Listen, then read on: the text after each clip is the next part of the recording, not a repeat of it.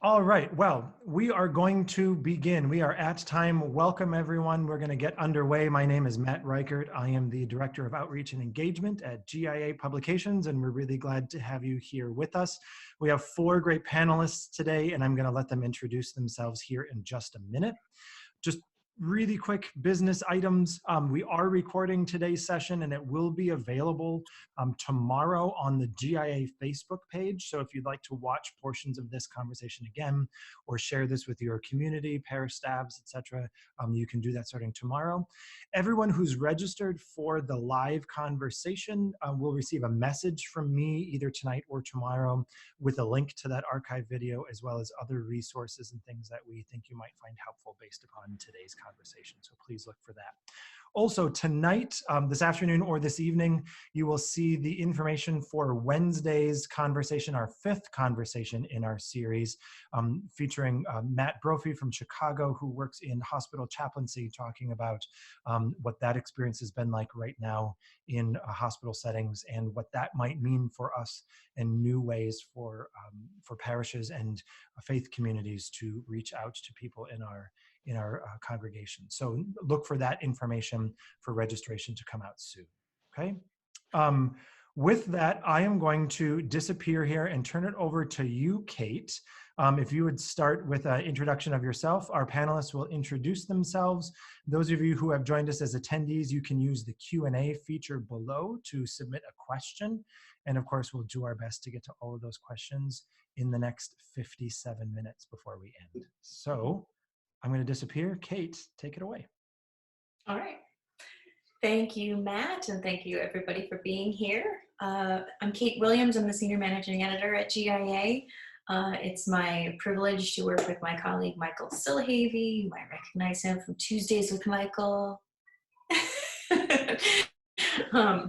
Yeah, Michael, why don't you introduce yourself a little more and the other two as well, and then we'll get started. My claim to fame prior to working for you was to working with Vicki Klima, but currently I am Senior Project Editor at GIA and spent about 20 years working in Minnesota, Diocese of Duluth and the Twin Cities. Chicago was my home, grew up here, and it's been great fun to come back to Chicago, to come back to my home church. So I'm happy to be part of this discussion with great colleagues and friends. Vicki? Yeah. Vicki Klima. I'm currently retired just recently, but I've worked for over the last 30 years in the Archdiocese, for the Archdiocese of St. Paul and Minneapolis, and then for a couple of parishes here in liturgy and administration. Mike? Thank you, Vicki. I'm Mike Joncas, priest of the Archdiocese of St. Paul and Minneapolis, coming to you from my upper room where I get to do much work.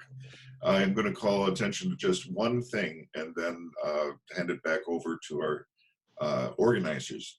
I want you to look at Vicki. And do you notice that she has that wonderful print behind her? Now, my training is such that I look at mosaics, and I notice that frequently people show up in mosaics. If they have a circular halo, that means that they're dead and they've gone to heaven. But if they have a square halo, like Vicki has, it shows that she's still living. Thank God. Perfect, perfect. Well, thank you again, everybody, for being here. And of course, Mike Joncas has given us a wonderful new piece of music to sing during this quarantine time called Shelter Me that he's made available for free. And that's really kind of taken off, and people all over the world have been singing that. So I wanted to just make sure we mentioned that too. And thank you for the gift of your song, you know, now and always. Thank you. I told our guests today that I'd like to start this conversation out with a little story to kind of help us in find an entry into this conversation anyway. And that's when my daughter, who's now 3, was first born. Her very first Ash Wednesday, she was too tiny to really take out into large crowd still. She was just a little itty bitty newborn baby. And so someone brought us ashes on Ash Wednesday in a little tiny jar so that we could still participate at home. And I got to put, the first little teeny tiny cross on my newborn baby's head. But then I didn't know what to do with the jar of ashes, so I kept them. And now she's 3, and I'm on Zoom all the time in my office. So, you leave her alone for 30 seconds, and she's got her hands into God knows what. She found the jar and opened it, and by the time I had found her, she had already dipped her thumb into the jar and had put ashes on her forehead. Because even though she's only 3, she's only experienced this 3 times in her life, and she's too small to really remember anything. That action and activity of both, feeling that touch and seeing that mark on herself in the mirror and on other people had already made its way into her understanding of what we do as those of us who identify as Catholics or Christians.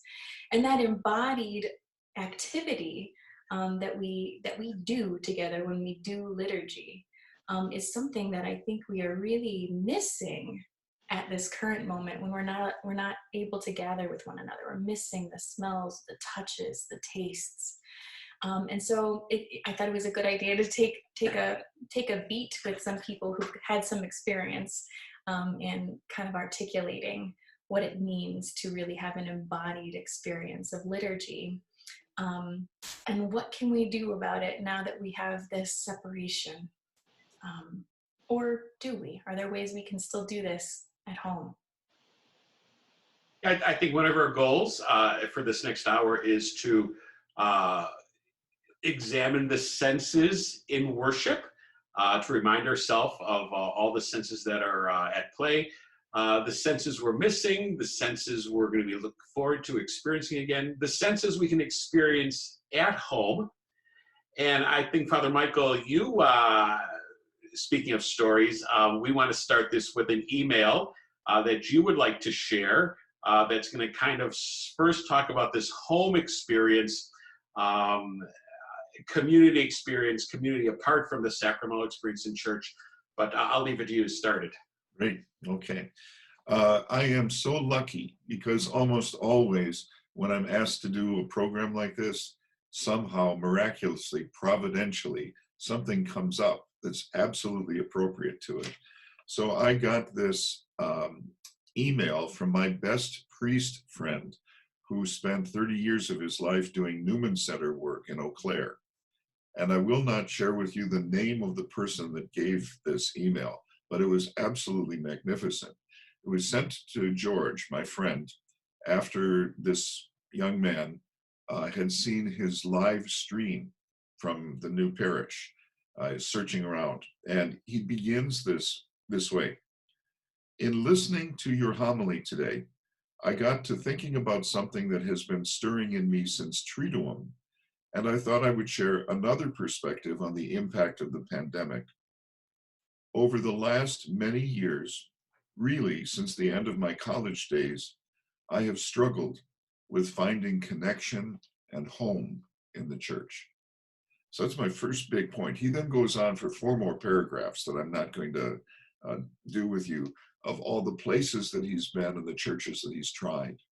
But he would say, even though the church building itself was wonderful, architecturally appealing, even though the liturgy might have been really stirring, something about the community was what was drawing me, or in most cases, pushing me away. So the connection is not just to church building, it's to home. And how much as Kate was saying, the embodied person lives in home. And I'm not going to speak about that anymore because I'm a celibate and I live by myself. But that might be something worth taking a look at. What's the issue about home and coming home to church? Second point, maybe? Or yeah. All right, Vicki, I'm sorry. No, I didn't know if he was continuing or if he wanted us to talk about that first. It's fine. I'll go either way. But second point, since Michael suggested it. Second point is this, quoting, I often try new churches when my parents are in town. Touring churches has become a thing we do to experience new music, new perspectives, new life. Sometimes it goes well. In Omaha, we visited a miraculous chapel on a hill made almost entirely of glass with a river running through it. Sometimes it does not. 2 Easters ago, in search of an old church in Orlando, we found ourselves in some strange Gothic-feeling traditional English Rite Catholic church with women in veils and statues in veils and really dogmatic prayer and intercessions. We left at the end feeling kind of haunted.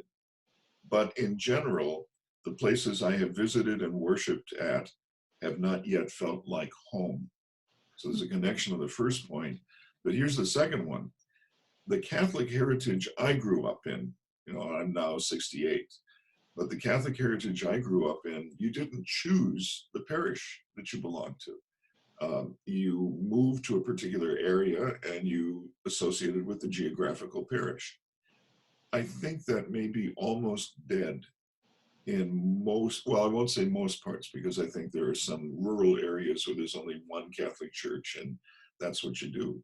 But certainly in urban and suburban areas, people have not felt constrained to be in their geographical parish for years now.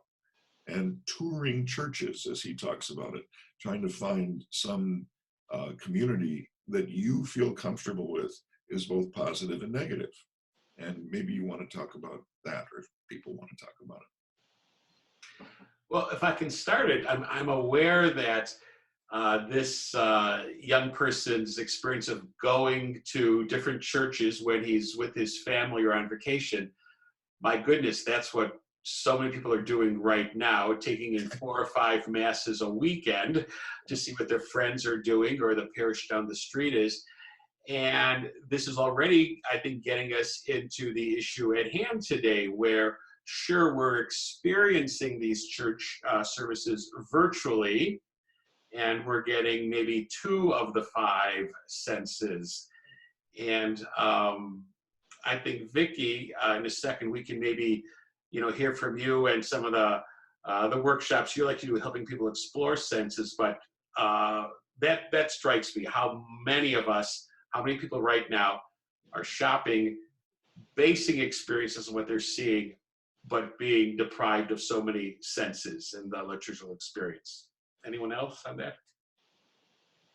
I think looking for a home when you're actually in your own home is kind of interesting. And I know that I've done the same thing actually in watching a number of different parishes. But I kind of settled on one where my friend, a very good friend of mine, has been the cantor. And so I get to see her every week, which is not probably the best reason, but it provides a kind of community for me, that I know her and we're good friends. And my own parish, it isn't that I don't know those people, but they aren't my friends. So I enjoy that virtual mass better than another virtual mass. So it is, I think we all are looking for that home, that connection, what Michael Joncas said, that connection that we're looking for. Yeah, and I guess I'm curious about that connection, kind of in the absence of the language of our senses. Like there's lots of things about the smells and the feels and the tastes of church that tell me that I'm home, or that tell me that it's a particular season, or that I'm in a particular mood with my community, and it's not that it's all gone. And I think people are being really inventive about the ways that they can still have some kind of tactile experience of prayer at home, but we're really being challenged in that way. I don't know, does that resonate? Very much so.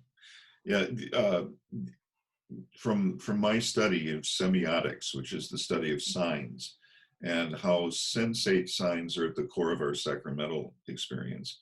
The problem is when you shut off 3 of them, when taste and smell and touch are no longer part of your regular repertoire of worship, And what you're left with is sight and sound. But the problem, of course, is this is all controlled by the perspective that you have. The camera person and the microphone person really determines how those senses are going to receive this material. And that's not like our experience in the church building. We can look where we want, we can hear what we choose. And in fact, I'll end with one of my favorite jokes, because I love using this when talking about it. If you ask the average Catholic what makes a good Mass, right? We're not talking theologically now, but what makes a good Mass? They will almost inevitably talk about two things: the homily and the music. They don't talk about how they despise the kitsch that's there or how they really absolutely love it. It's what you hear.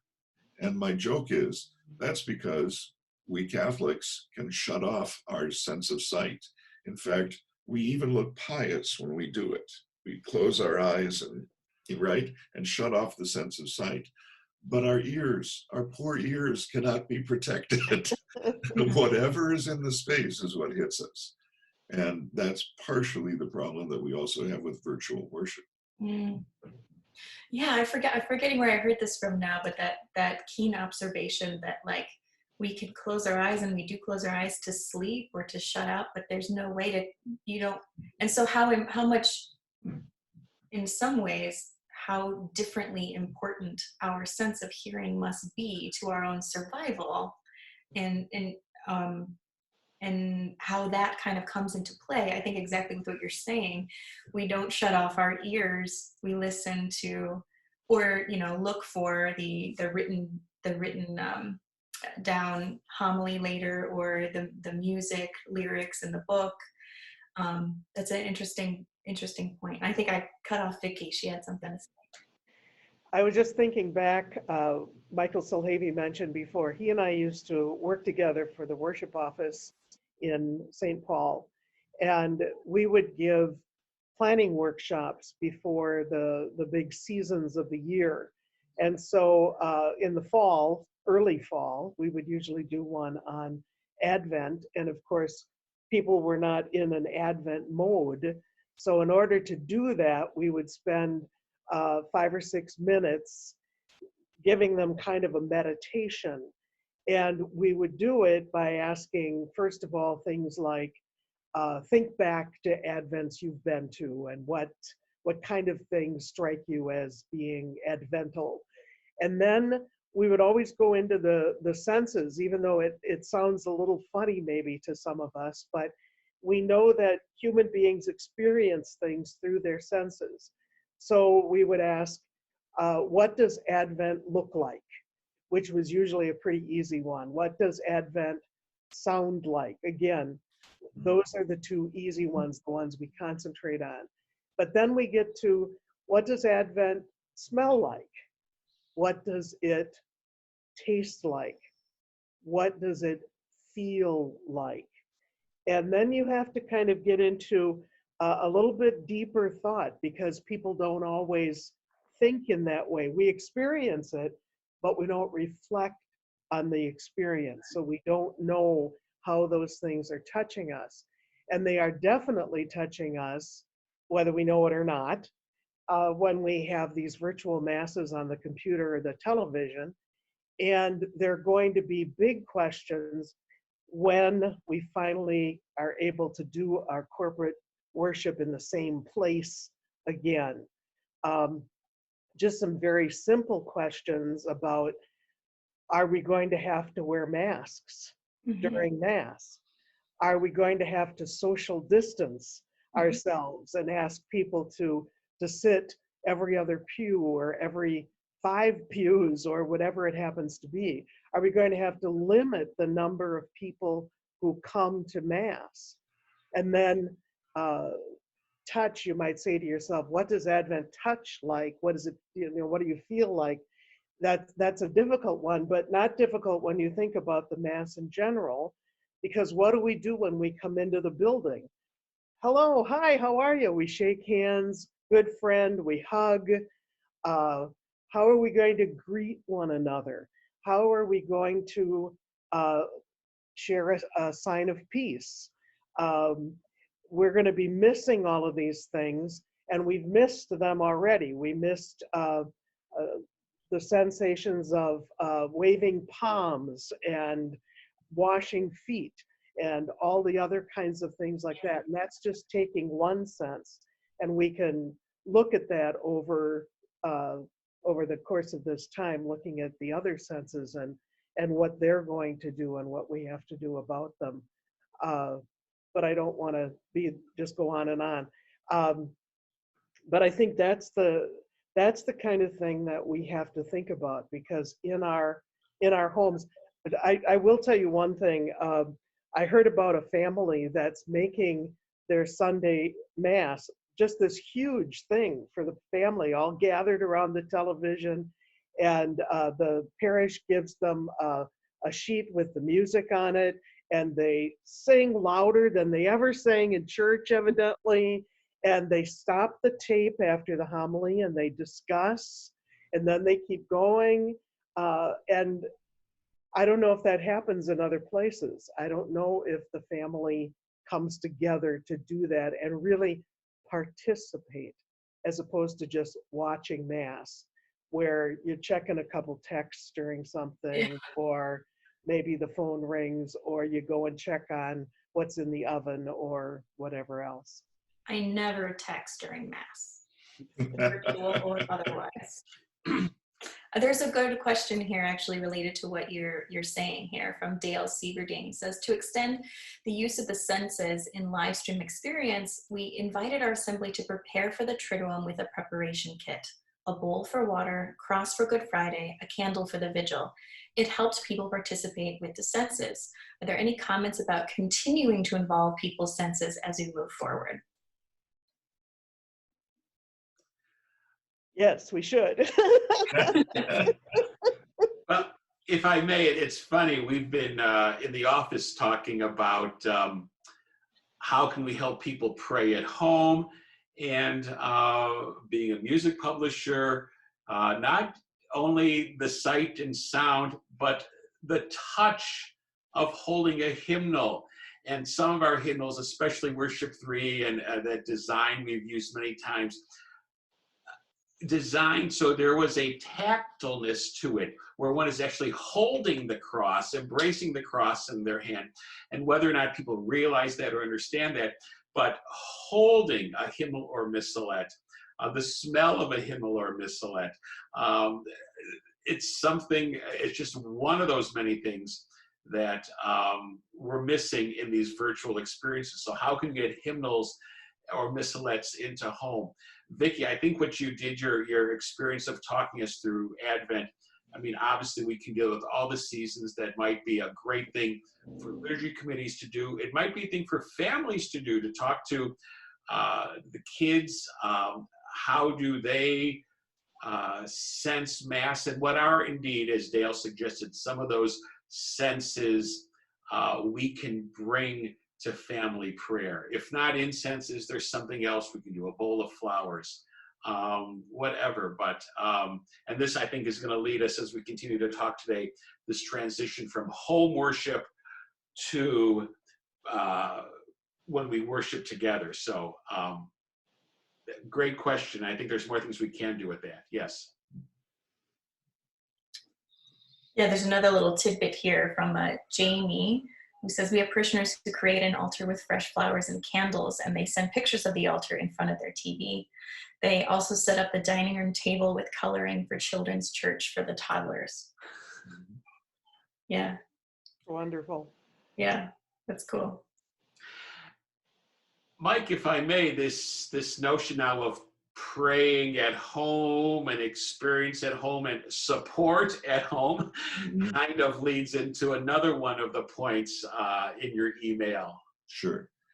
And I will get right to that point in a second, but I want to do a little framing of the question. And that when I present on the relationship of personal prayer and then liturgy, I do it in terms of a pyramid, because I think many people experience liturgy understood very strictly as sacraments, sacramentals, and the liturgy of the hours. And they experience private prayer. They've learned something about how to pray daily. But in between, there is group prayer and paraliturgy or devotional prayer. And one of the problems, it always seems to me, is that the church presumes that all of those four kinds of prayers are operating in people's lives. And if all we do is Eucharist and private prayer, then we're going to have lots of trouble when we're trying to make home prayer, which is really group prayer or devotional prayer, a rich part of our experience. I do think, well, anyway, enough on that. Let me go to the third point, back to our friend and his email. I also admit that one of my recent challenges has been that my wife has never had a good experience in a church family. Her experiences have all been forced and cold and kind of sad to hear her tell it. Her family has never been church-going, and she has never had a church welcome her. Her faith does not drive her to seek a church, and I've never felt that I should force her or even too strongly urge her to attend with me when I go. And so I only selectively go. So I raised that as an issue as well. Home church might work really well, forgive me for this, with 3 through, say, 8-year-olds, where the Montessori world is now connecting to the church world. But when you're about 15 and at home doing church, unless you've grown up with it and expect it, it can be really difficult. So the various ages also seem to be a big issue in this. Mm-hmm. So the support you get is part of this. Mm-hmm. Well, there's no doubt that, oh, this is going to sound terrible, but the live streaming is not as fulfilling as being present. I mean, I don't really want to say that it's a little boring, but it can be. I live alone, and so I'm watching the computer by myself, and it is sometimes difficult to hone in on everything that is happening. But I think that that's something that we have to work on, whether we're at Mass together or doing these virtual experiences. Because I remember in Catholic grade school, we had to go to confession every month. And one of the sins was I let my mind wander at church. Well, the truth was, I let my mind wander at Mass. Well, I don't know, 70 times each Mass. I mean, I'm a kid in grade school. What do they think? But you're not going to go into the priest and say, well, you're not going to give them the real numbers. So I used to say things like, I let my mind wander at Mass 3 times. I don't even know what that means, but I think we have to help people understand that you make an intention when you go to Mass to be present to the best of your ability for that day, whether it's virtual or live. We are trying to fully participate to the best of our ability. It does offer us some opportunities too, and there's a question regarding this connection too. I think live stream masses will become part of most Catholic parishes as a means to minister to the sick and homebound, or those who are choosing to not participate in large group gatherings because we've not figured out a solution. It's still too risky, especially those in high-risk groups. What important principles do pastors and camera operators need to keep in mind in order to make these as engaging as possible?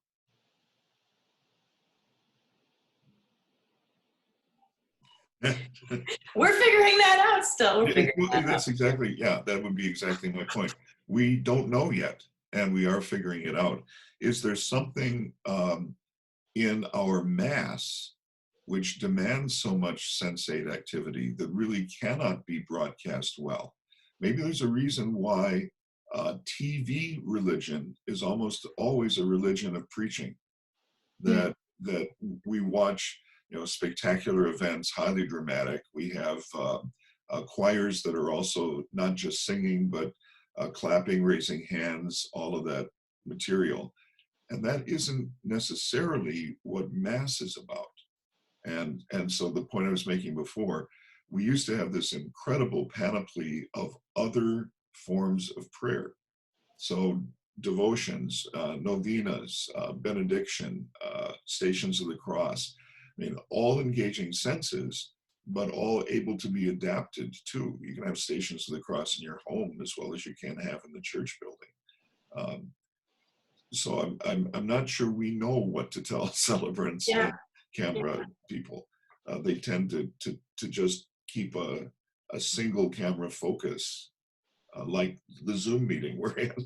Yeah, it does. It makes me think too, like, whenever we sing the popular refrain, taste and see, as we're receiving communion. We've discussed before that how do we sing about taste and see when we're not tasting? But also, my memories of singing taste and see in church is the seeing of the body of Christ come to receive the body of Christ. And I can't see that aside from the priest receiving and maybe the limited number of ministers who are, there around the altar. I cannot see, and that made a lot of difference to me in terms of how it grew my Catholic imagination about what it means to see the oldest and the youngest, and everybody just kind of making their way towards the altar in their own fashion and with their own, that does a lot to instill and continue on my prayer life beyond the four walls of the church building that I'm in. So I'm conscious of that. And also I'm wondering too, I want to make sure that I think these opportunities for reflection on, like you were saying, Vicki, like, what does Advent look like? What does it sound like? What does it smell like? This is like a prime time for us to have those reflections and conversations out loud, I think. And I'm wondering if it might be best had in the framework of what does it look like to me? What does it sound like to me? Because I'm thinking that probably even across our country, there's a variety of answers to that question. If you were to ask the South Side of Chicago, what does Advent look like to me? It's going to look very different than rural Minnesota. It's going to look very different than El Paso, Texas. Look very different than LA. Some of it's climate related, some of it's culture related. So I'm conscious of those type of answers too, and trying to take an opportunity here, maybe a silver lining of this experience, to hear that difference of perspective and share it. Right. If I can even jump in on that, one of my former teachers, Ralph Kiefer of blessed memory, made a great impression on me when I first started liturgical studies by saying almost everything that's presented to us as monuments, as ways that we can reconstruct what worship used to be like, they all are from the point of view of the clerics. And he said the major thing that you're going to have to do, even as a cleric, is imagine the liturgy from the point of view of everybody else. Otherwise, you're going to have this warped perspective that's really about you and what you're doing, period, rather than seeing, as you beautifully said, the body of Christ, receiving the body of Christ. Right, and Kate, you made me think of something that we have a huge expectation on people right now as they experience these virtual masses, because we all have to receive what's called spiritual communion.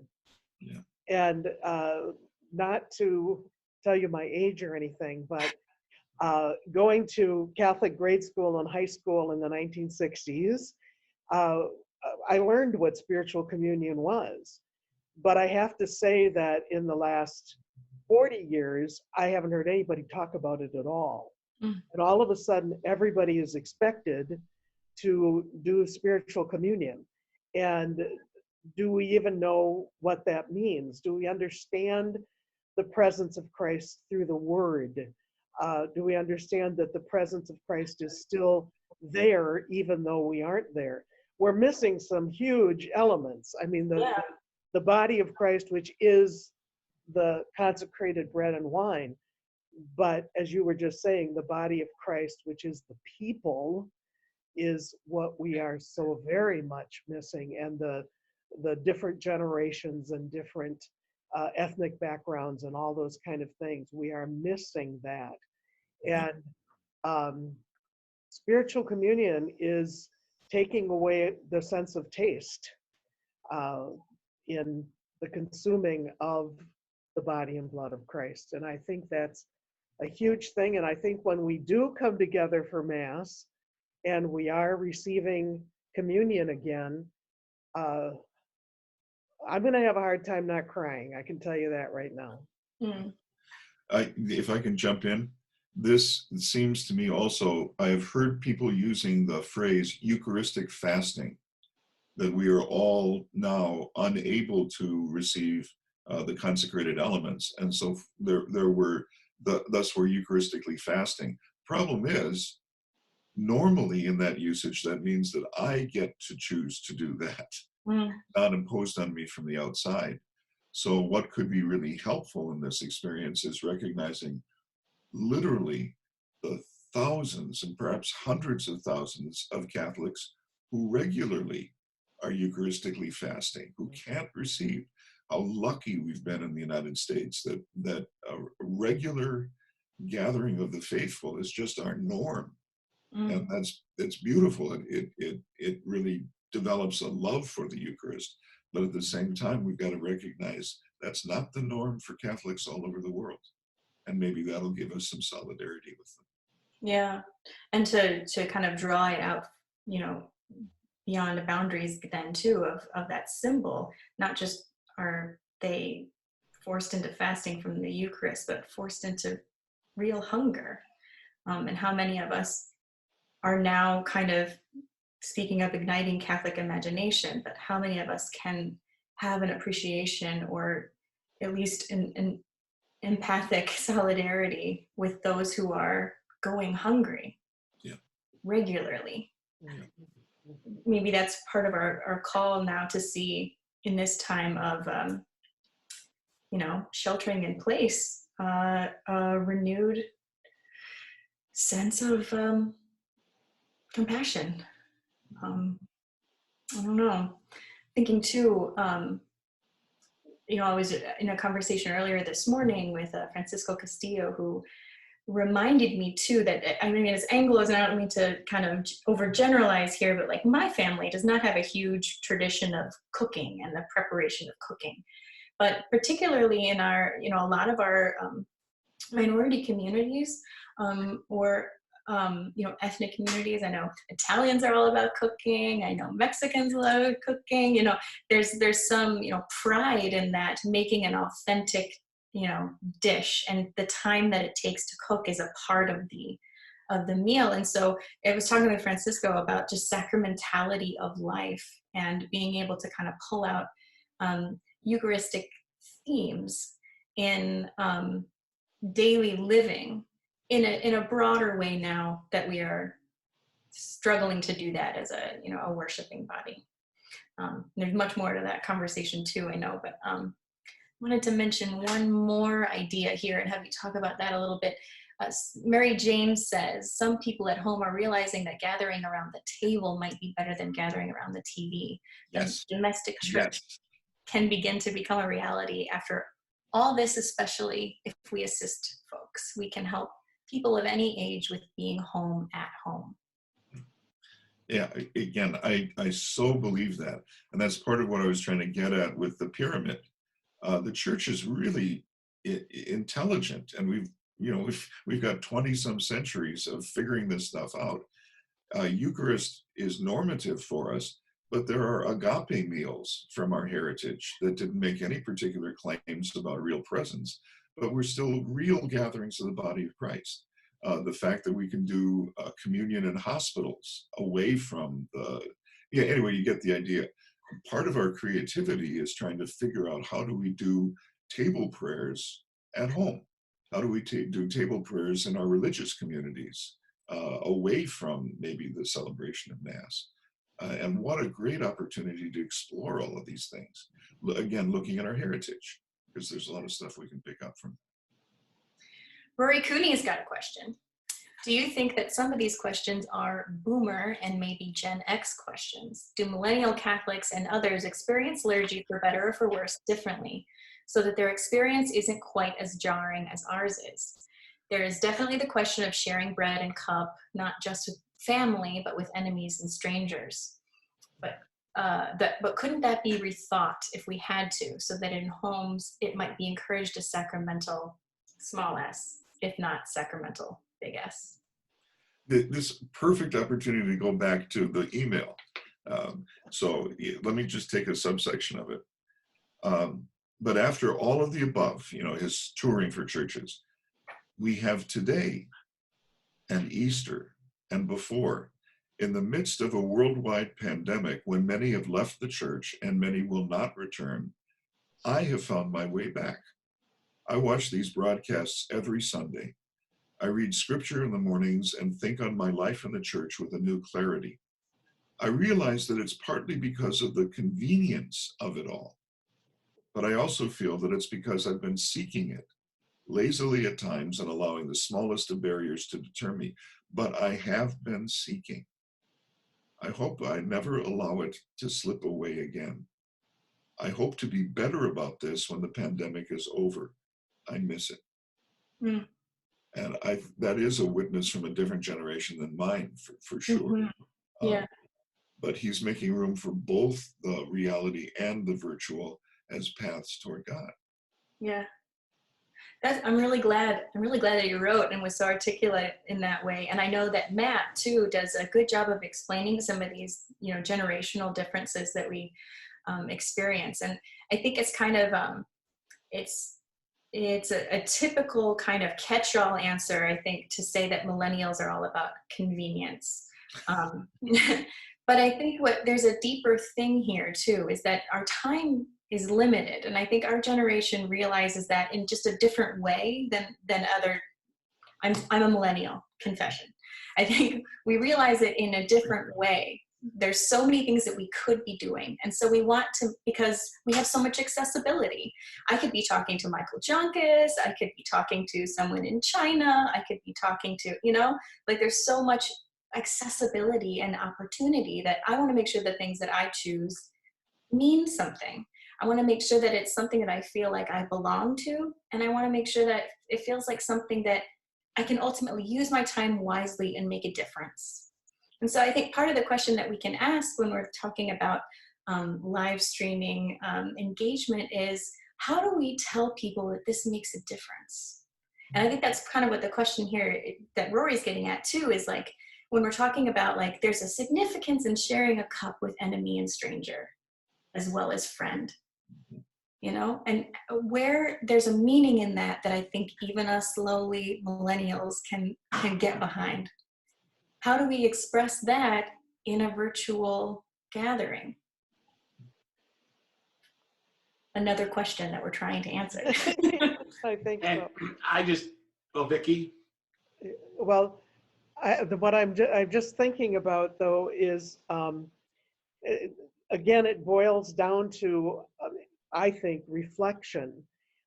It's been very easy for most people all the time, if they do go to Mass, when they go to Mass, you go, it's done. Okay, maybe that made me feel a little better. I liked that song. There was that positive thing the priest said. And by 4 o'clock in the afternoon, I can't tell you what the readings were or anything else, because we haven't reflected on what we've heard, what we've experienced, what we've seen. And I think that this is a dearth in the whole Catholic Church, that like your daughter learned something that she just experienced, and at 3, she already knows this inside of herself. We've all got this stuff inside of ourselves from years and years of experience, but nobody has pulled it out of us. Nobody has made us reflect on it and figure out what it means in my life. What has it meant to me? Whether it has to do with the treatment of immigrants or whatever it has to do with, the stranger, the enemy.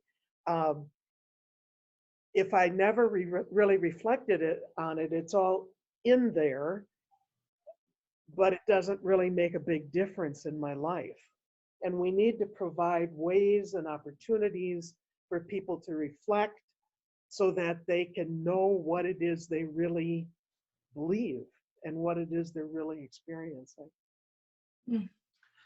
I see we've got about 15 minutes left, so I think we're going to start to make a transition here. I just want to make a reference to, we got a question or comment from Rita Thyron at FDLC. If you don't know FDLC and the good work that Rita and the whole FDLC does, please check them out, fdlc.org after this.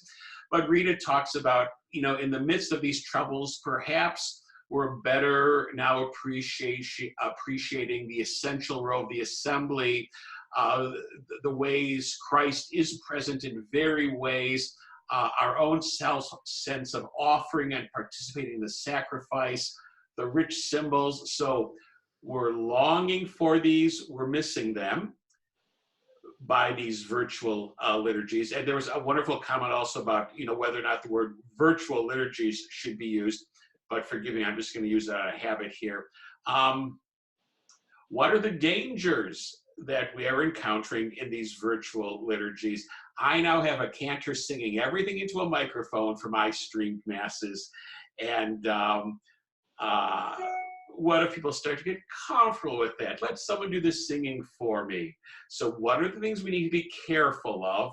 Where have we been misinforming people? But maybe more than that, what are we going to do to ease people back into that assembly day whenever it is? So sorry to force it, but I think we should just kind of bring it home to, we're almost there. What's going to happen when we're there? Tips on, Vicki, what would you do as a liturgist? Michael, what will you do as a presider? Kate, what will you do as a musician when you're welcoming people back that first day? What are we going to do?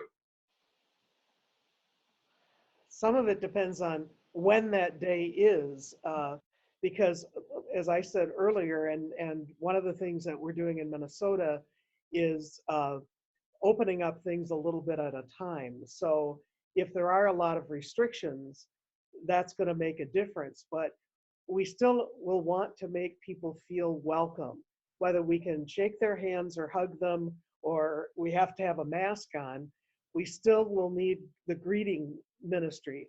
We will need people at the door welcoming people back and telling them how happy we are to see them again.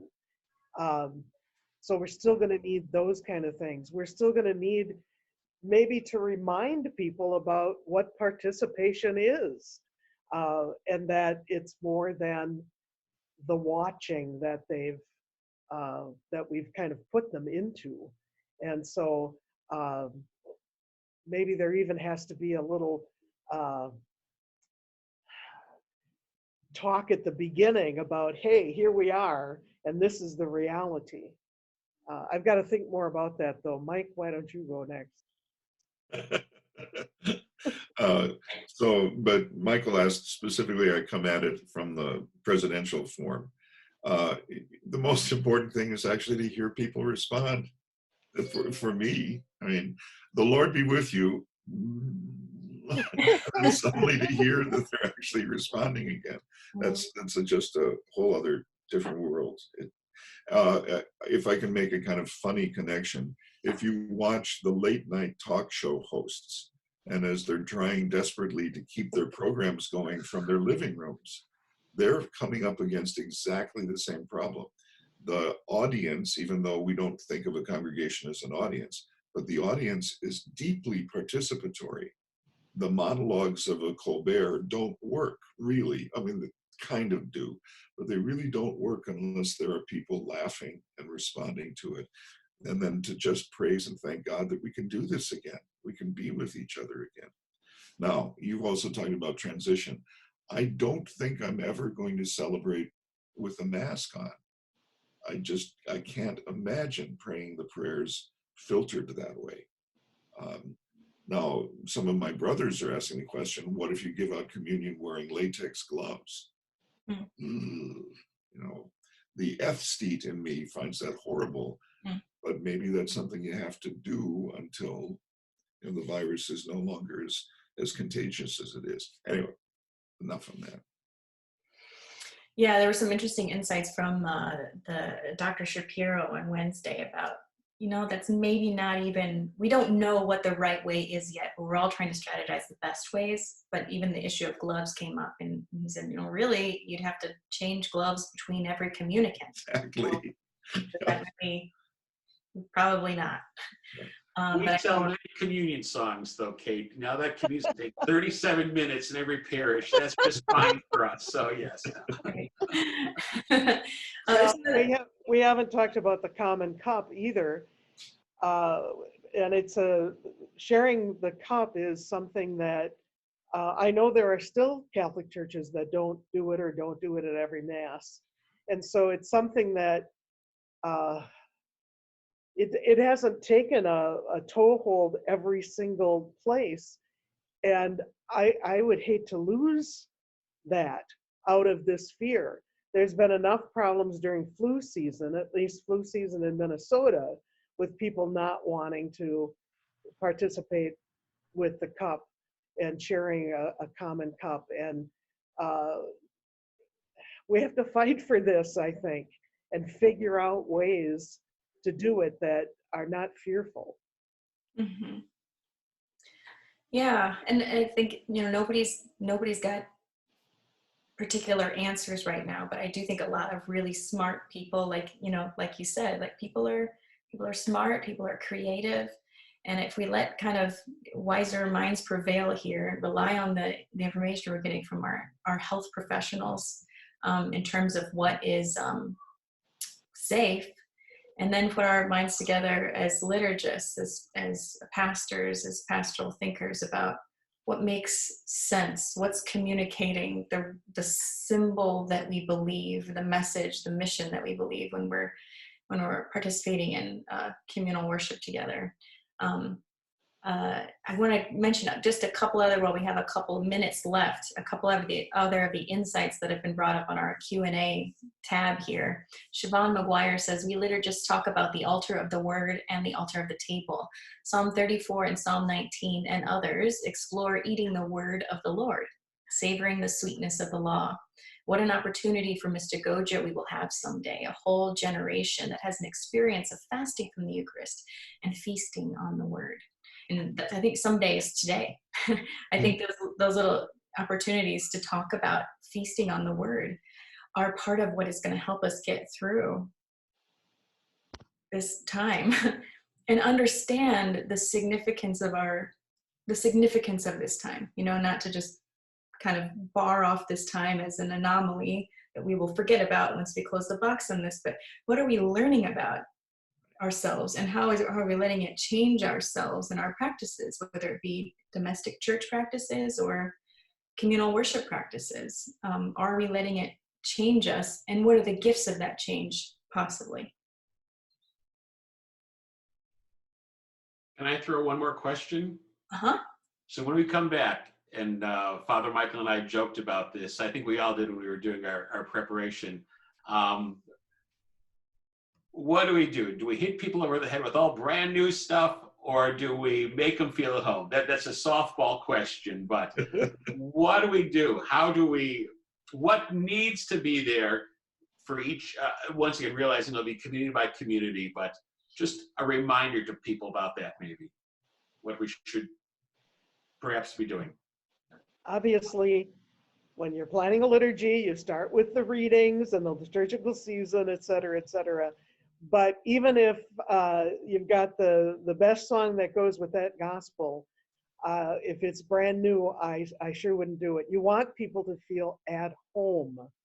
Mm-hmm. So bringing out the things that they love and the things that they're at home with, mm-hmm. I think that's the best part. Although, of course, you might want to sing the new Shelter Me by Father Michael Johnson. Or not. Well, whether it's new or old, you can find all of your liturgical music needs at giamusic.com. Happy to help you. My house is a house of prayer, and you have made it a den of. There have been this last question here. Are we able to activate and save the chat? Because there have been so many good insights and questions as part of this chat we haven't been able to get to. So I'll let Matt speak to that a little bit. Yeah, we of course, we'll have this recording that, like I said, will be available starting tomorrow morning at 10 o'clock Central on GIA Publications Facebook page. We do have the ability to save the chat. So that's something that we will have here, and we'll do our best both in the follow-up email to the live participants and perhaps in other ways, maybe as follow-up posts or articles or things, try to be able to share as many of those comments and address as many of those questions. One quick thing, I don't know if any of you are familiar with Diane Ackerman's book, A Natural History of the Senses. If you're familiar with this text, I pulled it off my shelf because I remember it from undergrad. And she has this great line in it, and I don't know if this is a fair way to wrap up this or not, but she writes that in the introduction that the senses don't just make sense of life in bold or subtle acts of clarity. They tear reality apart into vibrant morsels and then reassemble them into a meaningful pattern. They take contingency samples. They allow for an instance to stand for a mob. And she talks a lot about how, you can deprive one sense and it heightens others. And, again, how we don't just make sense of something because we see it. We make sense of something because we also hear it and we taste it and we touch it. And if we can't hear it or we can't smell it, it expands it. And to your point at the beginning, Vicki, I keep thinking about this conversation and about when I am actually able to go back and have the full sensory experience. I'm bracing myself to be just overwhelmed and gobsmacked by, the part of our brain that is responsible for memory has evolved out of the part of our brain that is responsible for smell, so all of the memories and experiences that'll come flooding back when I can smell that place again and I can smell that book again. And, it's almost exciting. Like I'm just exciting and hungering for that. I'm prepared to be gobsmacked, and so I know we have so many questions, and as we've talked about in all of our conversations, we've not been here before, so we don't know. But I'm really glad that we were able to ask these questions and consider this sensory experience, because it's something on a practical level we have to wrestle with, but I think we all need to prepare to be gobsmacked when we're back together again and using all five of these senses fully. It'll be unlike anything else, I think. So so thanks to all of you for helping us anticipate that and process through it and making a safe space for all of these questions. Again, to all of you who joined us live, thank you. You'll be receiving a follow-up email with links to the things we've talked about and other resources. So please be sure to look forward to that. Happy May, happy Friday, happy Feast of St. Joseph. God bless you all, and we hope to see you again on another Homecoming Sunday conversation soon. Thank you very much. Thank Thank you. you. Thank you. Thank you.